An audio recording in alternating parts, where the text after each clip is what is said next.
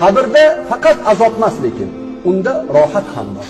Hatto ulamolar aytadi, qabrga kirgan zahoti berkitilib odamlar uzoqlashgandan keyin hisob kitoblari boshlanadi. Munkar va nakir imtihoni boshlanadi. Robbing kim deb so'raydi.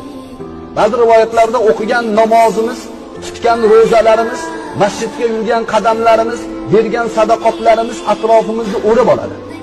Hisob kitob uchun kelayotgan farishtalarga namoz o'g'irib keladi. Buni hisob qila olmaysan deydi. To'sadi. Azob farishtalariga ya'ni ro'zamiz muqobil, sadaqamiz muqobil, miskindan xabar olganlarimiz muqobil bo'ladi, to'sadi. Lekin asl savol javoblar Robbing kim bilan boshlanadi.